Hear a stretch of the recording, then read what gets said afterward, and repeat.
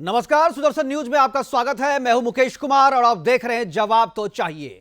जवाब तो चाहिए में आज हम बात करेंगे कल यानी 10 मार्च को आने वाले चुनाव परिणाम की। 10 मार्च को 5 राज्यों के आने वाले चुनाव परिणाम की और परिणाम के बाद की स्थिति की। वैसे तो स्वस्थ लोकतंत्र में चुनाव में हार हो या जीत, पार्टी उसे अपना आशीर्वाद मानकर ग्रहण कर लेती है और आगे के लिए तैयारी करना शुरू कर देती है। लेकिन पिछले कुछ वर्षों से चुनाव परिणाम पर सवाल उठाना, चुनाव आयोग और सरकार की सांठगांठ की बात करना आम चलन हो गया है। यहां तक तो बात सही है, लेकिन अब बात आलोचना और आरोप से आगे निकलकर देश को अस्थिर करने और विरोध को दंगे की शक्ल देने की साजिश देना भी शुरू हो गया है। अखिलेश यादव जी केवल ईवीएम पर सवाल ही नहीं उठा रहे, बल्कि लोगों से क्रांति करने की अपील भी कर रहे हैं। अफवाह, आरोप, इमोशन और क्रांति, सभी तरीके के शब्दों का इस्तेमाल किया जा रहा है। यह विरोध करने का प्लॉट नहीं, बल्कि विरोध की आड़ में दंगा कराने की साजिश का प्लॉट है, जिसका टूल किट पहले से तैयार है। किट को तैयार करने वालों के लिए बयान देने वाला नेता केवल एक मोहरा भर है। पहले आपको दिखाएंगे एक रिपोर्ट और फिर दिखाएंगे संभावनाओं की कुछ तस्वीर। उसके बाद अपने मेहमानों के साथ चर्चा करेंगे और बताएंगे कि हार की आशंका से घबराए नेताओं का इस्तेमाल बाहर बैठे भारत के दुश्मन किस तरीके से कर रहे हैं, किस तरीके से टूल किट पहले से तैयार है और उसकी झांकी जो है वो पहले भी आप बयानों के शक्ल में हमारे और आपके बीच में आ चुका है। बयानों के बाद से कुछ तस्वीर हमने बनाई है और बनाने की कोशिश की है। जो आशंकाएं व्यक्त की जा रही हैं, जो इंफॉर्मेशन मिल रहा है, जो इनपुट्स आ रहे हैं हमारे पास, उन इनपुट्स के आधार पर हमने कुछ तस्वीर बनाई है। उस तस्वीर को दिखाएंगे और उस तस्वीर के आधार पर चर्चा करेंगे अपने मेहमानों के साथ और आपको बताएंगे कि कैसे साजिश रची जा रही है कि अगर चुनाव परिणाम उनके अनुरूप नहीं हुआ तो देश को दहला देंगे, सरकार को अस्थिर कर देंगे और लोकतंत्र की हत्या कर देंगे। करेंगे चर्चा अपने मेहमानों के साथ, लेकिन पहले देखते हैं जो कुछ कू ब्रेकिंग जो हमारे पास आए। स्वदेशी ऐप कू के जरिए बहुत सारे नेता लगातार कू कर रहे हैं। पहला कू है योगी आदित्यनाथ का, मुख्यमंत्री उत्तर प्रदेश का। ये खिलखिलाहट, ये निश्चल स्नेह, ये निश्चिंतता और ये वात्सल्यपूर्ण संवाद मेरी ऊर्जा है। योगी आदित्यनाथ बहुत ही सक्रिय हैं कू ऐप पर और रोज करीब 1 या 2 कू वो कर ही देते हैं। केशव प्रसाद मौर्य है उप मुख्यमंत्री उत्तर प्रदेश का। उनका कू है श्री अखिलेश यादव जी हार सुनिश्चित देख माहौल खराब करने की कोशिश बंद करें, चुनाव आयोग के निर्देशों का पालन करते हुए अराजकता फैलाने वालों के विरुद्ध आवश्यक वैधानिक कार्रवाई करें। शांतिपूर्ण मतदान होने के बाद शांतिपूर्ण मतगणना की पक्षधर है भाजपा। केशव प्रसाद मौर्य का कू है। उसके बाद समाजवादी पार्टी के प्रवक्ता है फखरुल हसन चांद। उनका कू है कि उत्तर प्रदेश में मतगणना से 1 दिन पहले समाजवादी पार्टी ने चुनाव आयोग से मतगणना की वेबकास्टिंग कराने की मांग की है। वेबकास्टिंग का लिंक भी सभी पार्टियों को देने को कहा है।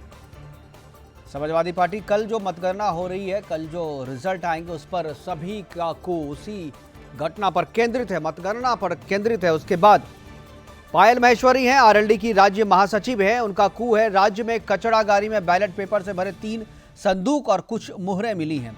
पहले एग्जिट पोल से माहौल बनाया गया जिससे गड़बड़ी होने पर भी लोगों को सही लगे। यानी सभी का कू, सभी की आशंका, सभी की बात वही जो हम कहने की कोशिश कर रहे हैं कि हार की आशंका से घबराए राजनीतिक पार्टियां पहले से ही इस तरीके का माहौल बनाने में जुटी है। और जो 2014 के बाद 2019 का जो लोकसभा चुनाव हुआ था, 2019 के लोकसभा चुनाव के पहले भी इसी तरीके के माहौल बनाने की कोशिश की गई थी।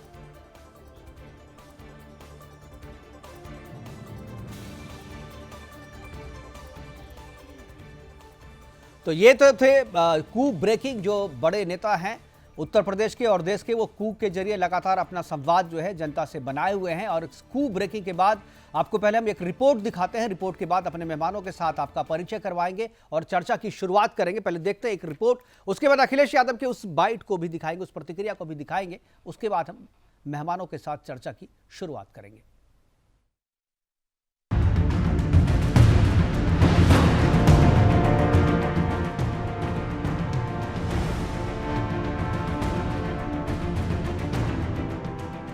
चुनाव के परिणाम आने से पहले ईवीएम पर उठने वाले सवाल केवल सवाल नहीं बल्कि विपक्ष की बौखलाहट है। बौखलाहट उस विपक्ष की जिसे अपनी हार का अंदेशा पहले से हो चुका है और इस हार का बदला लेने सरकार को बदनाम और उसे अस्थिर करने के लिए साजिश रच रहा है। ईवीएम पर सवाल इसी साजिश का हिस्सा है। इसे आप बड़े और खतरनाक इरादों को अंजाम देने की साजिश की शुरुआत के रूप में देख सकते हैं। यह हम इसलिए कह रहे हैं क्योंकि ऐसा पहली बार नहीं हुआ है।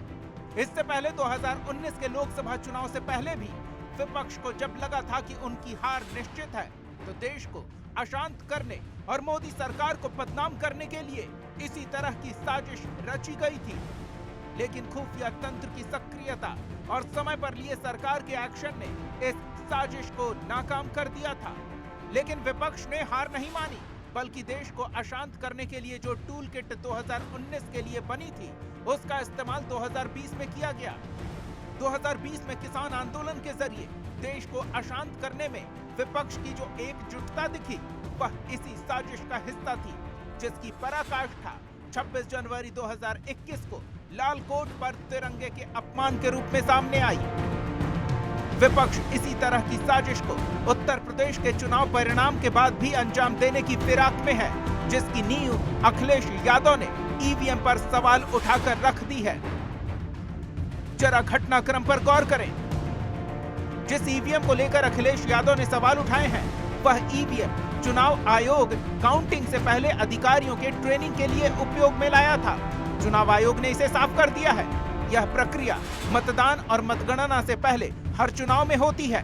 अखिलेश यादव जो कि 5 वर्षों तक मुख्यमंत्री रह चुके हैं, उन्हें इस प्रक्रिया के बारे में जानकारी नहीं होगी, इस बात पर विश्वास नहीं किया जा सकता। अखिलेश यादव अपनी होने वाली हार को ईवीएम की गड़बड़ी साबित करने के लिए प्लॉट तैयार कर रहे हैं और इस प्लॉट में हर उस मसाले को डाल रहे हैं जिससे उनका यह ड्रामा रियल लगे। अपनी संभावित हार को लोकतंत्र की हार और चुनाव को लोकतंत्र का आखिरी चुनाव बताने के क्रम में अखिलेश यादव का इमोशनल होना किसान आंदोलन के दौरान किसान नेता राकेश टिकैत के आंसू की याद दिलाता है, जिसके बाद पूरा किसान समाज टिकैत के पीछे खड़ा नजर आया था। अखिलेश यादव इमोशनल ड्रामे के जरिए विपक्ष चुनाव परिणाम को गलत साबित कर विरोध स्वरूप दंगा जैसी स्थिति उत्पन्न करवाना चाहते हैं। अखिलेश क्रांति की बात कर रहे हैं, क्रांति की तैयारी के लिए उकसा रहे हैं। देश को अशांत करने और सरकार को अस्थिर करने का यह प्लान केवल समाजवादी पार्टी या अखिलेश यादव का नहीं बल्कि पूरे विपक्ष का है। विपक्ष को समर्थन दे रही सीमा पार की शक्तियों का है। अखिलेश तो मात्र एक मोहरा है जिसे आगे कर विपक्ष और गजवाए हिंद के पैरोकार अपनी साजिश को अंजाम दे रहे हैं।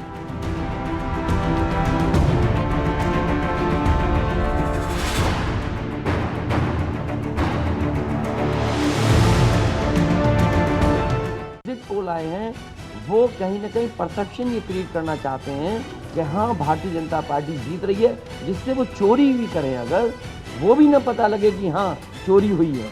तो मैं अपने नौजवानों से, किसानों से और आम लोगों को कहूँगा कि उतनी हमारी जिम्मेदारी बनती है कि वोट को हम बचाएं। अगर वोट नहीं गिना जाएगा तो लोकतंत्र कहाँ जाएगा? और ये लोकतंत्र की आखिरी लड़ाई है। मैंने कई बार कहा कि उत्तर प्रदेश का चुनाव लोकतंत्र की आखिरी लड़ाई है। इसके बाद तो जनता को क्रांति करनी पड़ेगी। ये लोकतंत्र के लिए बहुत ही खतरे का समय है। तो जिस तरीके से आशंका व्यक्त कर रहे हैं उस तरीके के प्लॉट, उसकी आशंका हम पहले ही बता चुके हैं कि किस तरीके से, मतलब ग्राफिक्स के जरिए हमने कुछ सीन क्रिएट किया है कि क्या क्या हो सकता है। रिजल्ट अगर आएंगे, परिणाम अगर आते हैं हमारे सामने, परिणाम के बाद किस किस तरीके की चीज़ें हमारे सामने आ सकती है, उसका एक ग्राफिक्स तैयार किया है। वो ग्राफिक्स हम देखें, लेकिन इससे पहले हम आपको अपने मेहमानों से जुड़ा दें। लेकिन पहले ग्राफिक्स देख लेते हैं कि परिणाम की साजिश के बाद का सीन एक, पहला सीन क्या हो सकता है कि विपक्ष अफवाह फैलाएगा जिसकी की शुरुआत जो है वो हो चुकी है। ईवीएम कचरे के डब्बे में मिलना, परिणाम के बाद की साजिश का सीन है कि मतगणना में धांधली की बात करेगा विपक्ष। इसके बाद इसी सीन में जो दूसरी बात होगी, कचरे में ईवीएम के मिलने की खबर आएगी, जिसकी शुरुआत आज जो है आरएलडी की नेता जो है उन्होंने कू करके कर दिया है। इसके बाद ईवीएम के सील टूटने की भी खबर आएगी कि भाई जब मतगणना में जहां से जीत हुई थी अमुक पार्टी की, उस पार्टी के क्षेत्र में जो ईवीएम मिला, जहां गणना हो रही थी, वो पहले से टूटी हुई थी। ईवीएम के वोट वीवीपैट से मैच नहीं होने की खबर भी आएगी। आज नया ट्रेंड चला है, हारने के बाद जो पार्टी हार जाती है वो यह भी कहती है कि वीवीपैट से मैच नहीं किया, दंगा फैलाने की फिर साजिश हो गई है। तो पहली बात, आरोप पहला सीन। दूसरा जो सीन है, दंगा फैलाने की साजिश होगी। उसके बाद दंगा फैलाने की साजिश में क्या क्या चीजें सामने आएंगी, भीड़ पर हैंड ग्रेनेड फेंके जाएंगे, इसकी खबर भी आपको और हमारे पास आएंगी। और इसकी शुरुआत हो चुकी है और इसके लिए जो लोग हैं जो साजिश करते हैं, वैसे लोग जो है एक्टिव हो चुके हैं। पेट्रोल और देसी बम से हमले होने की आशंका भी है। इस तरीके के लोग भी, इस तरह की खबरें भी आ रही है। ये चुनाव परिणाम के बाद की स्थिति हो सकती है। गोलियां चलेंगी, नेताओं की गाड़ियों पर हमले होंगे, घरों पर हमले होंगे, घरों को भी जलाया जाएगा और हिंसक भी हो सकती है भी। सोशल मीडिया पर धमकी और गाली गलौज भी शुरू हो जाएगी। ये आजकल बहुत ही कॉमन फेनोमेना जो है। अगर आपके पक्ष में चीजें नहीं हो रही हैं तो फिर उसकी भड़ास जो है सोशल मीडिया पर निकालते हैं लोग। सीन 3, ईवीएम में गड़बड़ी और धांधले की खबर ट्रेंड होगी सोशल मीडिया पर। कू के जरिए, ट्विटर के जरिए ये सारी चीजें की जाएंगी। विदेशों से भी प्रतिक्रियाएं आएंगी, जैसा कि अब हर एक घटना के बाद किसान आंदोलन में जिस तरीके से सीमा पार से लगातार प्रतिक्रियाएं आ रही थी, बयानबाजी हो रही थी, वो इस तरीके की चीजों में भी होगी। भारत में लोकतंत्र पर खतरा बताया जाएगा और बचाने के लिए चिंता की जाएगी।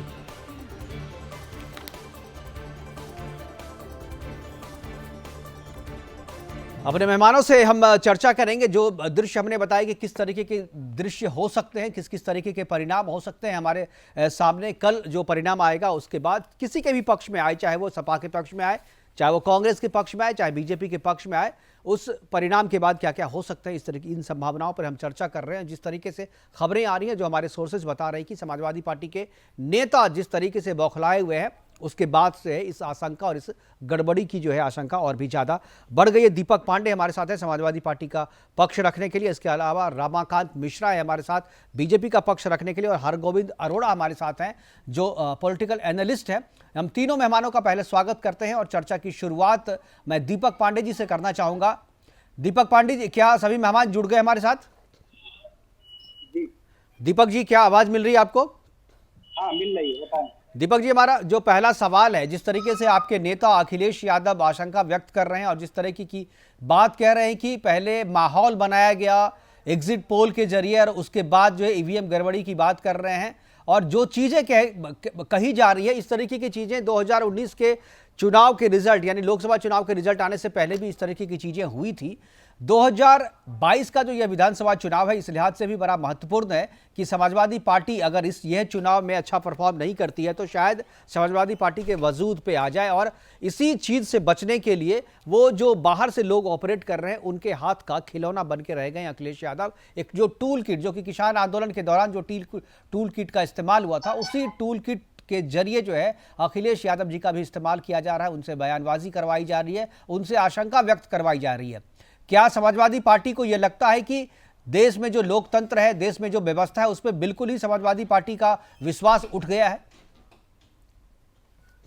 देखिए, अगर ईवीएम पे सवाल उठाने से देश के लोकतंत्र पे सवाल उठता तो सबसे पहले देश की व्यवस्था से किसी का अगर विश्वास उठा था तो वो LK आडवाणी का था। सबसे पहले ईवीएम पे अगर किसी ने सवाल उठाया था इस भारतवर्ष में तो LK आडवाणी ने उठाया था, GVL नरसिम्हा राव ने उठाया था। तो इसका मतलब तो ये नहीं कि GVL नरसिम्हा राव और LK आडवाणी का भारत के संविधान पे, भारत की संस्थाओं पे और भारत के इन आधिकारिक चीजों पे और चुनाव से उनका सवाल उठ गया। उन्होंने तो प्रॉपर किताबें लिखी है ईवीएम।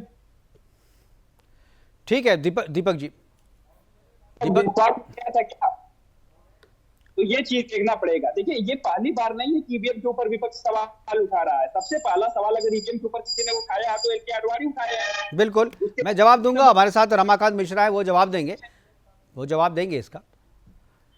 दीपक जी, देखिए, जब पहली बार ईवीएम इंट्रोड्यूस हुआ था ईवीएम, तो उसके बारे में लोगों को पता नहीं था, आशंकाएं थी और मीडिया को भी आशंकाएं थी, और उन आशंकाओं का निवारण जो है, निपटारा जो है, चुनाव आयोग ने कर दिया था। और चुनाव आयोग ने कहा था कि जिस किसी को भी आशंका है, जिस किसी को भी लगता है कि ईवीएम को हैक किया जा सकता है, जिस किसी को भी लगता है कि ईवीएम में गड़बड़ी की जा सकती है, वो चुनाव आयोग के पास आए और हैक करके दिखाएं। उन्होंने खुला चैलेंज किया था और कहा था कि हम सबकी आशंकाओं को दूर करेंगे, उसके बाद से कोई नहीं आया था और सबने कहा था कि नहीं ईवीएम नहीं, को व्यवस्था। देखिए दिल्ली में ये जब मीटिंग हुई थी उसमें हम लोग गए थे, मैं खुद अपनी पार्टी की तरफ से गया था। और आपको बता दूं, वहां पे इलेक्शन कमीशन ने बोला कि बिना छुए हुए अगर आप इसको हैक कर सकते हैं तो बताइए। और मैंने उस समय अपना तर्क रखा था कि बताइए ऐसी कौन सी मशीन बनी है जो इंसानों द्वारा बनाई गई है और इंसान द्वारा उसको मॉनिटर नहीं किया जा सकता। जिस मशीन को इंसान बनाया है उस मशीन को इंसान मॉनिटर क्यों नहीं कर सकता, टेम्पर क्यों नहीं कर सकता।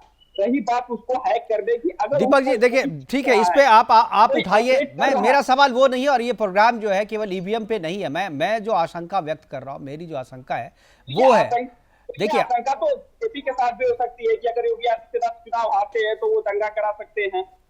ये तो उनका इतिहास रहा है, बीजेपी का इतिहास रहा है। नहीं, ये इतिहास तो विपक्ष का रहा है। और इसका नमूना किसान आंदोलन के दौरान जो 26 जनवरी 2021 को जो हुआ था उसके बाद से, और वो जो लोग 26 जनवरी 2021 को थे दंगा करने वाले, लाल किला पर आक्रमण करने वाले, तिरंगा का अपमान करने वाले, वही सारे लोग तो अभी एक साथ मिले हुए हैं। 2019 में जो लोग थे वही लोग लाल किला के पे थे, और वही लोग जो है आज भी है। उन्हीं लोगों के इशारे पे आपके नेता बयानबाजी भी कर रहे हैं। हमारे पास आपने जो बात की, रमाकांत मिश्रा जी हमारे साथ जी। नहीं मुकेश जी, आपने बताया लाल किले पे तिरंगा का अपमान किए थे वो नेता बीजेपी के सांसद, आपने देखा होगा किस प्रकार आपके सांसद के परिवार के करीबी थे, उसकी काफी फोटो भी आई थी, आपने चलाया भी होगा। उसके बारे में सारी चीजें साफ हो चुकी है। जिस नेता का आप नाम ले रहे हैं वो नेता सामने आकर के अपनी बात कह चुके हैं और लोग उस पर विश्वास कर चुके हैं। तो इस पे बहस क्या, इस पर बहस करने से कोई, इस पर बहस करने के लिए यहाँ बैठे नहीं है दीपक जी। इस पे बाद में बात कर लेंगे, वो चीजें साफ हो चुकी हैं, वो चीजें साफ हो चुकी हैं।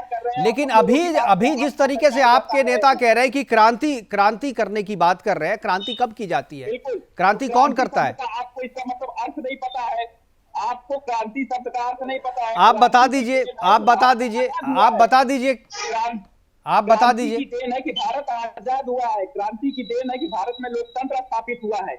यही बात तो मैं कह रहा हूं कि भारत आजाद हो गया क्रांति से, लोकतंत्र की स्थापना हो गई क्रांति से। तो क्या आप फिर से गुलाम करना चाहते हैं क्रांति ला करके? फिर से आप लोकतंत्र को उखाड़ना चाहते हैं? अब कौन सी क्रांति और किस चीज के लिए क्रांति? अब किस चीज के लिए क्रांति? आपको यही बात तो मैं कह रहा हूं कि भाई आजादी से पहले क्रांति हुई थी आजादी के लिए, तो क्रांति करनी पड़ेगी। इसका मतलब नहीं, लोकतंत्र का ही मतलब है क्रांति करना, लोकतंत्र का मतलब है आंदोलन करना, लोकतंत्र का मतलब है आवाज उठाना। हाँ, वही जो जिहादी कर रहे हैं, वही क्रांति जो जिहादी कर रहे हैं संसद पर हमला करके, वही जो अक्षरधाम पर हमला करते हैं जिहादी, वो भी तो क्रांति ही कर रहे हैं। उनसे जो बात करते हैं वो भी कहते हैं कि ये जिहाद है हमारा, और वही बात आप भी कर रहे हैं। शब्द जो है केवल बदला हुआ है, अर्थ वही है इसका। मतलब नहीं पता, अगर नहीं, वही बात जिहादी भी यही कहते हैं कि आपको जिहाद का मतलब नहीं पता। जब मैं जिहादियों से बात करता हूं तो वो बोलते हैं जिहाद का मतलब आपको नहीं पता। आप कह रहे हैं क्रांति का मतलब हमको नहीं पता। क्रांति और जिहाद दोनों का मतलब पता है। पत्रकारिता के नाम पे धब्बा है। बिल्कुल आप कह सकते हैं, क्योंकि आपके हिसाब से हम बात नहीं करते हैं तो हो सकता है आपके लिए मैं धब्बा लगूं, ठीक है। लेकिन आप ही सब चीज नहीं है, दुनिया भी देख रही है, जनता देख रही है, ठीक है। मैं आपकी बात का बुरा नहीं मान रहा हूं, क्योंकि आप जैसे लोग ऐसे बोलेंगे, मैं आपकी बात का बुरा नहीं मान रहा। दीपक जी, आप रमाकांत पांडे जी हमारे साथ हैं, रमाकांत पांडे जी है। रमाकांत जी जवाब दीजिए। जी मुकेश जी, मुकेश जी बिल्कुल यहाँ पर देखिए मतदान बहुत ही शांतिपूर्ण हुआ, और ये बहुत अच्छी बात रही जो कि शांतिपूर्ण तरीके से मतदान होने के बाद जब एग्जिट पोल आया, और उसके बाद जिस तरह से समाजवादी पार्टी द्वारा और विपक्षियों द्वारा जिस तरह से वो बौखलाहट के तौर पर ये सारा माहौल बनाने का प्रयास किया जा रहा है। देखिए ईवीएम तो एक बहाना है, मैं आपको स्पष्ट और बिल्कुल जिम्मेदारी के साथ कहना चाहता हूं, ईवीएम तो बहाना है। क्योंकि जब न्यायालय ने, सुप्रीम कोर्ट ने जब ईवीएम की सुरक्षा को सुनिश्चित किया था, उसके विश्वसनीयता को सुनिश्चित किया था, उस समय में न्यायालय ने कहा था जो कि हाँ ये बिल्कुल विश्वसनीय है। अब यहाँ पर दीपक जी ने उठाया जो कि आडवाणी साहब ने पहले ईवीएम के ऊपर में प्रश्न चिन्ह लगाया था, तो उस समय में बताइए ये 13-14 साल पहले की बात है, और मैं कह रहा हूं कि उस समय में हम लोग ईवीएम के ऊपर रमाकांत जी अब ईवीएम पे बात ना करें। ईवीएम पे कोई शक नहीं है। अगर ईवीएम पे शक होता तो भाई आप यहाँ कह रहे हैं, बाकी जहाँ कांग्रेस की सरकार है वहां तो भाई ईवीएम ठीक चल रहा है आपका, जहां आपकी सरकार नहीं है वहां पर ईवीएम खराब हो गया। तो ये बातें तो चलती रहेंगी, मैं जो कह रहा हूं कि परिणाम से घबरा करके जो दंगे की साजिश की जा रही है, जो खबरें आ रही है कि कि भाई पेट्रोल बम जमा किए जा रहे हैं, भाई सोशल मीडिया से हमला किया जा रहा है और उसकी शुरुआत हो चुकी है। देखिए मुकेश जी, मैं चीज कह रहा हूं, ईवीएम तो बहाना है, लेकिन ये बैकअप तैयार करने की कोशिश है। अब देखिए क्या है, जो कि हार की बौखलाहट किस तरह से होती है, जो कि अगर ये जनता के बीच में जाकर के उनकी समस्याओं को सुनते तो इनको इतना विश्वास होता, जो कि आज 2022 में इनको ये लगता, इनको बिल्कुल ये सुनिश्चित होनी चाहिए थी जो जनता मुझे चुन करके भेजेगी। लेकिन जो पार्टी 2 साल पहले से ट्विटर खेल रही थी, सोशल मीडिया के ऊपर में अपना इलेक्शन कैंपेन चला रही थी, आपने देखा होगा जो कोरोना काल में एक भी पार्टी का नेता, एक भी पार्टी का कार्यकर्ता मुझे बता दें जो कि वहां पर ग्राउंड पर जाकर के वो जनता के बीच में जाकर के उनकी सेवा कर रहे थे, वो ट्विटर खेल रहे थे। उसके बावजूद भी वहां पर एक भ्रम की स्थिति वो पैदा कर रहे थे, जो ये वैक्सीन जो बीजेपी की वैक्सीन है, हम वैक्सीन नहीं लगाएंगे, इस तरह की जो भ्रम की स्थिति थी, ये समाजवादी पार्टी का एक पुराना रीति और नीति रहा है। तो इसलिए मैं ये चीज नहीं कहूंगा जो कि यहाँ पर समाजवादी पार्टी को किस तरह का डर है। एग्जिट पोल के बाद इनको 2022 में भी जनता ने नकार दिया है और ये उसी की बौखलाहट है। जहां तक बिल्कुल क्या, लेकिन क्या अगर चुनाव परिणाम आपके अनुरूप नहीं आएंगे तो क्या आप दंगा करवाएंगे? नहीं, कभी नहीं। ये किस तरीके का रिएक्शन है? ये किस तरीके का रिएक्शन? आप क्या जनता को उकसा करके आप क्या करना चाहते हैं? और आपने पंजाब में तो कभी कंप्लेन नहीं किया कि भाई पंजाब में भी ईवीएम खराब है, उत्तराखंड में कंप्लेन नहीं किया, गोवा में आपको कोई शिकायत नहीं है, मणिपुर में कोई शिकायत नहीं है, कर्नाटक में अगर चुनाव हो तो वहां भी आपको कोई शिकायत नहीं है, तमिलनाडु में चुनाव है वहां भी कोई शिकायत नहीं, लेकिन उत्तर प्रदेश में आपको शिकायत है क्योंकि आपको लगता है कि यहां पर मेरा वजूद खत्म हो रहा है, यहां पर नामो निशान मिटाया जा रहा है।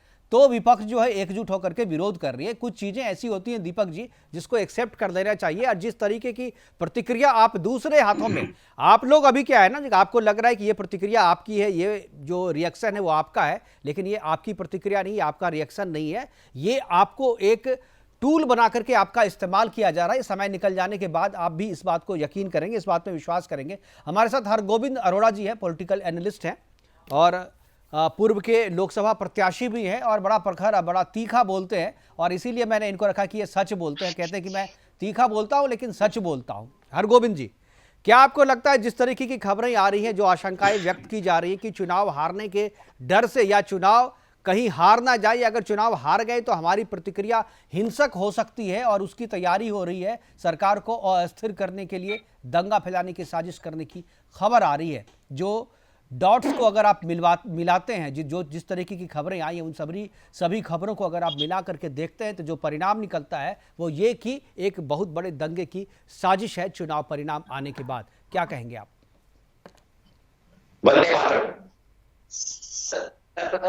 जी, स्पष्ट ये करूं कि चुनाव आएंगे जाएंगे, विचारधाराएं रहेंगी नहीं रहेंगी, मेल खाएंगी या नहीं खाएंगी, देश बचना चाहिए। देश है तो हम हैं, हम देश से हैं, देश हमसे नहीं है। और ये लोकतंत्र भी तभी बचेगा जब देश बचेगा। तो सबसे पहले तो मैं सबसे निवेदन ये करूंगा, न समझोगे तो मिट जाओगे हिंदुस्तान वालों, तुम्हारी दास्तां भी ना होगी दास्तानों में। वतन की फिक्र करना था, कयामत आने वाली है, तुम्हारी बर्बादियों के चर्चे होंगे आसमानों में। रही बात, आपने भी कहा कि हार, कल को ये तो कई आदिकाल से ऐसा रहा लोकतंत्र के लिए। स्वर्गीय इंदिरा जी के समय जब चुनाव होते थे तो स्वर्गीय अटल जी विपक्ष में हुआ करते थे, तो उस समय भी बक्सों की अदला बदली के अक्सर आरोप लगा करते थे। बिल्कुल।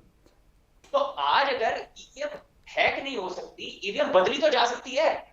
पारदर्शिता एक स्वस्थ लोकतंत्र के लिए बहुत महत्वपूर्ण होती है। खाली ईमानदार होने से ही काम नहीं चलेगा, हमारी ईमानदारी दिखनी भी चाहिए। अगर लोकतंत्र की कहीं शंका उत्पन्न होती है, निष्पक्ष चुनाव का अर्थ क्या है? निष्पक्ष चुनाव का अर्थ यह है कि प्रत्येक प्रत्याशी को, कोई भी, यदि वो निर्दलीय छोटे से छोटे दल का या निर्दलीय प्रत्याशी है, उसको भी संतुष्ट करवाना ये चुनाव आयोग का दायित्व है। रही दंगों की बात, क्या भारत इतना कमजोर हो गया? क्या एडमिनिस्ट्रेशन और प्रशासन इतना कमजोर हो गया कि कोई राजनीतिक दल हारेगा वो पेट्रोल बमों से हमले कर देगा?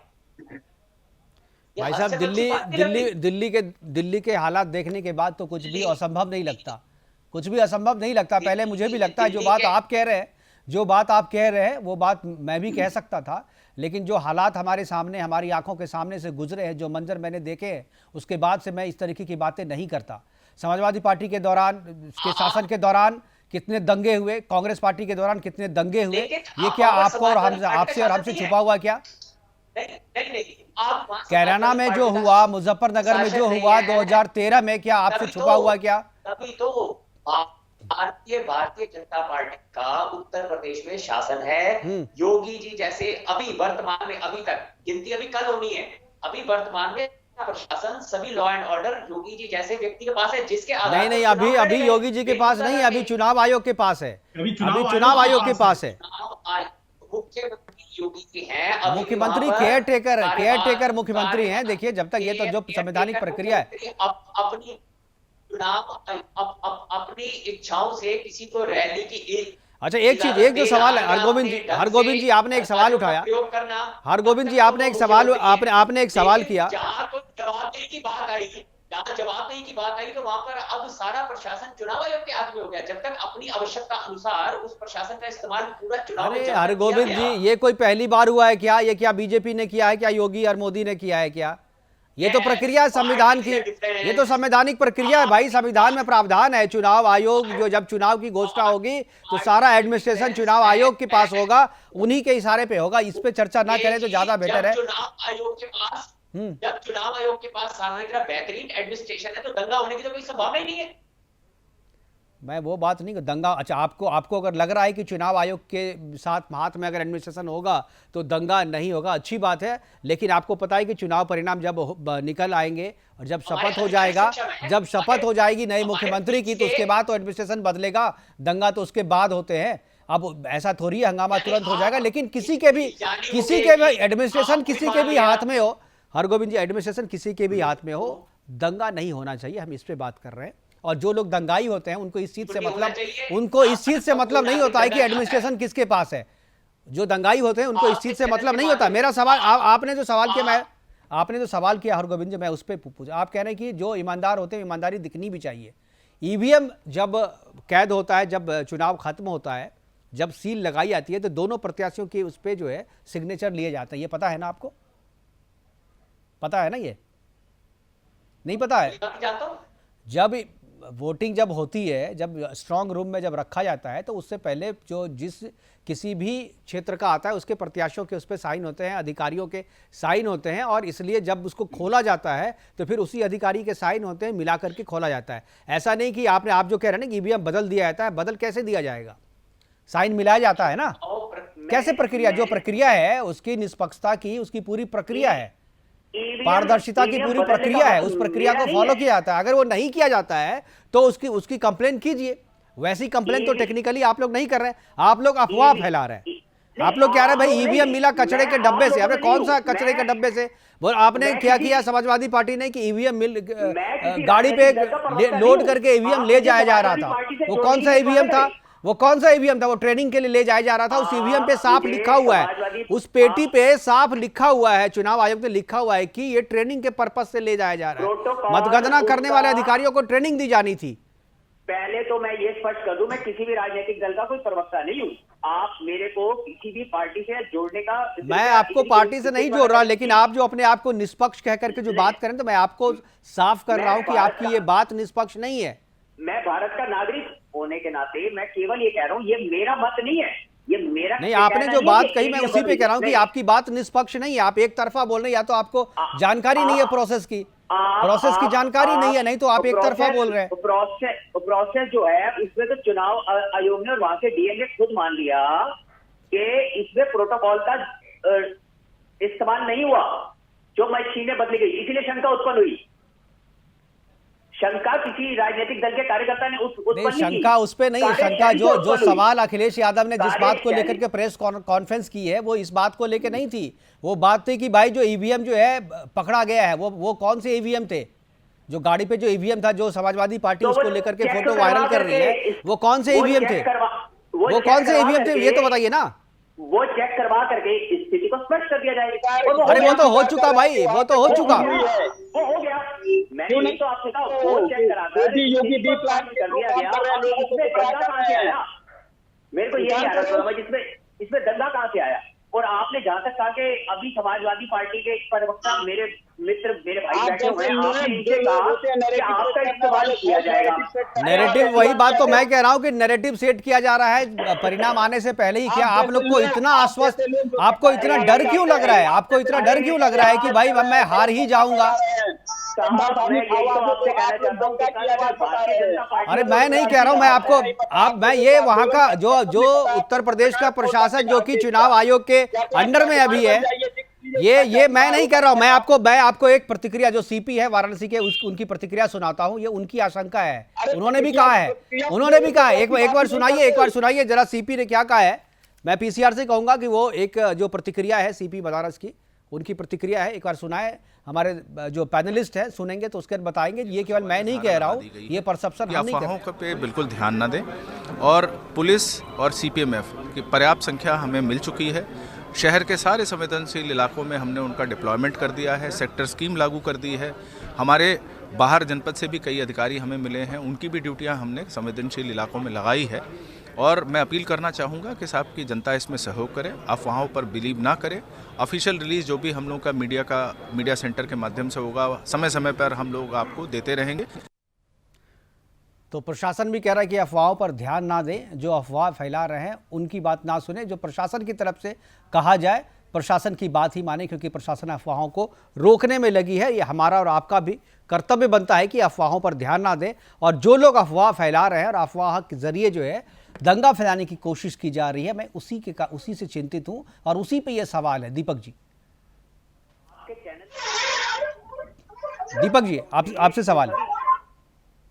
प्रशासन भी कह रही है कि अफवाह तो आप फैला रहे हैं, प्रोपेगेंडा का एक डिबेट शो करके। मुझे पता ही नहीं था ऐसा प्रोपेगेंडा वाला एक शो है, मैं आता ही नहीं। आपके नेता प्रेस कॉन्फ्रेंस करके ये बात करे तो वो प्रोपेगेंडा नहीं है, और मैं सवाल पूछूं तो प्रोपेगेंडा है। आपसे दिखाते नहीं है, और आप यहाँ करके कौन सी बाइट? आपके नेता ने जो कहा वो सारी बाइटें दिखाई है, सबसे पहले दिखाई है। उस कमिश्नर की क्यों नहीं बाइट दिखाई जिसमें वो अपनी गलती स्वीकार कर रहा है? आपने वो चीज क्यों नहीं दिखाई? कौन सी? आप दिखा दीजिए, आपके मोबाइल में होगा, आप दिखाइए। आप अभी दिखाइए, आपके मोबाइल में है, आपके पास है मोबाइल में, आप दिखाइए, मैं दिखाता हूं। आप दिखाइए, आप लाइव है, आप दिखाइए ना।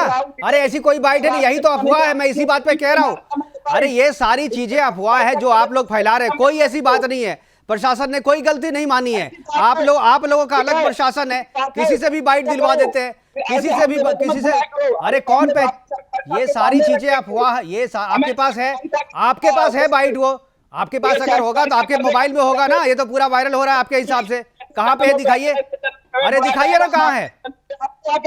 आप लोग जो है अफवाह फैला रहे हैं, आप लोग उसका आईना दिखा देते हैं। अरे दीपक जी बात तो सुन लो। अरे दीपक जी जिस कमिश्नर की बाइट आप कह रहे हैं ना, जिस कमिश्नर की बाइट आप सुनना चाहते हैं, आपके पास तो होगा मोबाइल में ना, तो दिखाइए, अभी दिखाइए ना, अभी दिखाइए। अब कल यही तो है, सारी चीजें जो है आप लोग मॉर्फ करते हैं चीजों को, आप लोग एडिट करके अफवाह फैलाते हैं, अपने हिसाब से काट छाट करते हैं और उसको सोशल मीडिया पे वायरल करा देते हैं। आपको पता नहीं किस तरीके, और इसीलिए मैं कह रहा हूं कि दंगा फैलाने की कोशिश कर रहे हैं आप लोग। मैं इसीलिए कह रहा हूं, इस तरह की कोई बात नहीं, कोई भी प्रशासन ने नहीं माना है, कोई भी प्रशासन का कोई भी अधिकारी अपनी गलती नहीं मान रहा। कोई गलती हुई नहीं है, और सब प्रोटोकॉल के तहत हो रहा है। कोई गलती नहीं हुई है, कोई प्रोटोकॉल का उल्लंघन नहीं है, सारी चीजें प्रोटोकॉल के तहत हो रही है। और आप लोग जो आरोप लगा रहे हैं और जो बाइट आप कह रहे हैं ना, वो गलत बाइट है। जो बात आप कह रहे हैं ना वो गलत है, वो गलत तरीके से एडिट किया गया है, वो गलत तरीके से एडिट किया है। कहीं का ईंट, कहीं का रोड़ा और भानमती का कुनबा जोड़ा, ये जो है ना, इस तरीके से करके अफवाह मत फैलाइए। दीपक जी एक रिस्पॉन्सिबल नागरिक, रिस्पॉन्सिबल नेता की तरह बात कीजिए। और प्रशासन इसीलिए कह रहे हैं कि हम सजग हैं, और आप लोगों को सरकार बनेगी, आप लोगों का भाई आप लोगों की सरकार बने, आप इसमें कौन कह रहा है? अगर कल तो परिणाम आ जाएगा, आप जीतेंगे तो सरकार बनेगी आपकी। आप लोगों को लाखों करोड़ों का पैकेज मिलता है अफवाह फैलाने के लिए, वही काम कर रहे हैं। सुप्रीम कोर्ट ने आपके चैनल को डांट फटकार लगाया था, आपके शो को ऑन एयर नहीं होने दिया था, वही चैनल है ना ये, हमें सब पता है। अभी आप ऑन एयर हैं, हमारा चैनल भी ऑन एयर है, हमारा प्रोग्राम भी ऑन एयर है, और सुप्रीम कोर्ट ने जो कहा था उसको जाकर के यही बोल रहे हैं। आप आधी अधूरी बात करके देखिए, आप बैठे हुए हैं, पब्लिक सुन रही है, आधी अधूरी बात मत कीजिए। जब जानकारी पूरी नहीं हो ना तो बहस में क्या था मामला सुप्रीम कोर्ट का पता है आपको? क्या मामला था पता है आपको? सुप्रीम कोर्ट की इज्जत करना सीखिए। दीपक जी मुद्दे से भटक रहे हैं, आप इधर उधर की बात कर रहे हैं। आपको मैं बोल रहा हूँ वीडियो दिखाओ, आपको मैं बोल रहा हूँ दीपक जी, आपको बोल रहा हूँ जी कि वो वीडियो दिखाओ जिसमें गलती मानने की बात आप कर रहे थे। आपके पास वीडियो नहीं है और आप कहाँ चले गए सुप्रीम कोर्ट में? आप कहाँ चले गए हमारे चैनल को? अरे हमारे चैनल की चिंता आप ना कीजिए, अपने पार्टी की चिंता कीजिए, अपने पार्टी की चिंता कीजिए ना। हमारे चैनल की चिंता करने के लिए बहुत सारे लोग हैं, बहुत सारे लोगों की सहानुभूति और शुभकामनाएं हमारे साथ में, हमारे चैनल के, और इसीलिए ये चैनल चलता है, चलता ही रहेगा। आप चिंता ना करें, आप अपनी पार्टी की चिंता करें, आप अपने पार्टी की चिंता करें, आप अपनी पार्टी की चिंता करें। और कल चुनाव परिणाम के बाद जो दंगा फैलाने की साजिश और योजनाएं बना रहे हैं ना दीपक जी, उनको कहिए घर में बैठे रहें क्योंकि उनका इंतजाम भी हो जाएगा। आप ये 2013 वाली स्थिति नहीं है, ये 2022 का भारत है। वो चीजें नहीं चलेंगी जो पहले आप लोग करते आ रहे थे। चीजें नहीं चलेगी, 5 साल अफवाह फैला लिए, नहीं फैला पाओगे। अफवाह तो आप फैला रहे हैं, मैं तो बोल रहा हूँ वो बाइट दिखाओ। मैंने तो बाइट दिखाई, आपके पास है तो दिखाइए, आप मोबाइल पे दिखाइए, मैं पूरा फोकस करूंगा, दिखा दूंगा आपको। आप मेरे मोबाइल पे भेजिए, मैं दिखवा दूंगा। कोई बातें इस तरीके की नहीं है, आप लोग गलत फैला रहे हैं, अफवाह फैला रहे हैं और लोगों के बीच में भ्रम फैला करके दंगा कराने की साजिश कर रहे हैं। और इसका इलाज भी हो जाएगा, चिंता मत कीजिए। कल के बाद जो है, कल के बाद सबका इलाज होगा। बुलडोजर बाबा आएंगे, बोल रहे हैं बुलडोजर बाबा आएंगे और सबका इलाज करेंगे बुलडोजर से। फिलहाल हमारे साथ जुड़ने के लिए दीपक जी आपका, हरगोविंद जी आपका और रमाकांत मिश्रा जी आपका बहुत बहुत धन्यवाद। आप जुड़े और अपनी अपनी बातें रखें। कल चुनाव की मतगणना है, वोटों की गिनती होगी, ईवीएम से भाग्य के फैसले होंगे, पॉलिटिकल पार्टियों के, राजनेताओं के, मंत्रियों के, विधायकों के, उम्मीदवारों के। लेकिन उससे पहले भी जिस तरीके से माहौल बनाने की कोशिश की जा रही है, जिनको डर है कि मैं हार जाऊंगा, जिनको डर है कि मैं हाशिए पे चला जाऊंगा, जिनको डर है कि मेरे सपने पूरे नहीं होंगे, वो इस माहौल को बिगाड़ने के लिए अफवाह फैलाने की कोशिश कर रहे हैं। और ठीक वही चीजें कर रहे हैं जो 2019 के लोकसभा चुनाव के परिणाम के पहले साजिश रची गई थी। उसी तरीके की साजिश रचने की कोशिश की जा रही है। उसी टूल किट का इस्तेमाल किया जा रहा है जो किसान आंदोलन के दौरान किया गया था। सीमा पार से लोग इसको ऑपरेट कर रहे हैं। इसलिए दर्शकों से और जितने भी लोग इस चैनल को देख रहे हैं, इस प्रोग्राम को देख रहे हैं, सभी से मेरी गुजारिश है कि किसी भी तरीके के अफवाह पे ध्यान ना दें, अपनी अकल लगा करके काम करें। कोई भी चीज़ें सोशल मीडिया पर आए, कोई भी आपके पास व्हाट्सएप मैसेज आए, कोई विजुअल आए, तो उसको बिना समझे, बिना उसकी सत्यता के जांच किए उसे आगे फॉरवर्ड नहीं करें। क्योंकि कोशिश की जा रही है लोगों के द्वारा कि सोशल मीडिया के जरिए अफवाह फैलाई जाए, दंगे की शक्ल में लोग अपनी प्रतिक्रिया देना चाहते हैं। विरोधी जो है वो दंगा फैला करके सरकार को अस्थिर करना चाहते हैं और सरकार पे दबाव बनाना चाहते हैं, सरकार को बदनाम करने की कोशिश कर रहे हैं। और इसमें केवल अपने देश के लोग यानी देश के विपक्षी पार्टियां ही नहीं बल्कि सीमा पार के लोग भी इस साजिश में शामिल हैं। इसलिए किसी भी तरीके की अफवाह से बचें और कोई भी मैसेज अगर सोशल मीडिया पे आपके मोबाइल में आता है तो बिना सत्यता की जांच किए उसे आगे फॉरवर्ड ना करें। फिलहाल अभी के लिए इतना ही। हमसे जुड़ने के लिए और हमारे इस प्रोग्राम को देखने के लिए आपका बहुत बहुत शुक्रिया, बहुत बहुत धन्यवाद। नमस्कार। लेकिन जो एग्जिट पोल आए हैं वो कहीं ना कहीं परसेप्शन ये क्रिएट करना चाहते हैं कि हाँ भारतीय जनता पार्टी जीत रही है, जिससे वो चोरी भी करें अगर, वो भी ना पता लगे कि हाँ चोरी हुई है।